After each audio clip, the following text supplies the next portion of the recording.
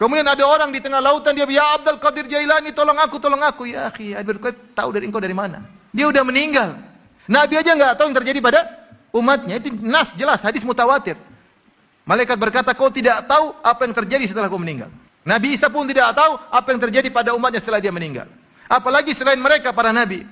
Apakah kalau orang terkena kesulitan dia panggil Abdul Qadir Jailani, tolong aku. Abdul Qadir Jailani tahu atau tidak? Kalau dia tahu berarti dia maha berilmu.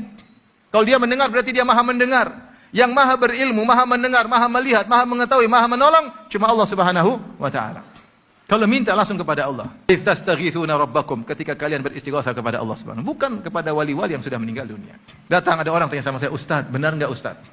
Katanya kalau kita minta sama Allah langsung, Allah tidak kenal kita. Jadi nanti kita sampaikan ke wali, wali sampaikan kepada Allah. Subhanallah, bagaimana Allah tidak kenal engkau?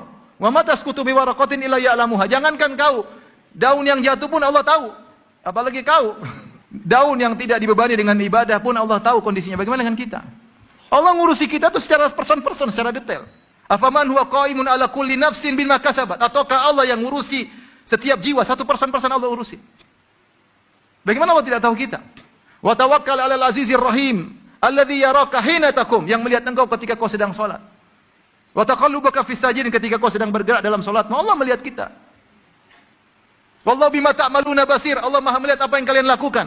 Allah tidak kenal kita. Gimana Allah tidak kenal kita? Allah Maha mendengar, apa kita ngomong Allah tidak dengar. Kita bisik-bisik ketika sujud Allah tidak dengar, harus lewat perantara.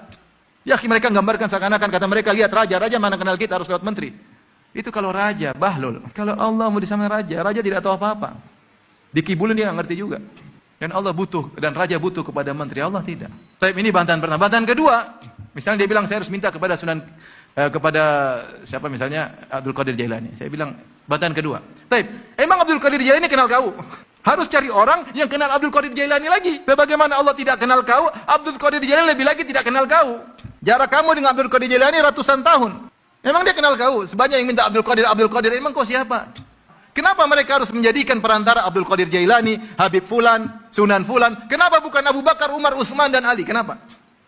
Bukan sahabat-sahabat yang dia masuk surga, kenapa? Apakah wali-wali itu lebih afdal daripada Abu Bakar, Umar dan Utsman dan sahabat-sahabat lainnya? Ini ada pengkultusan, ada agenda di balik ini. Intinya kalau minta langsung kepada siapa?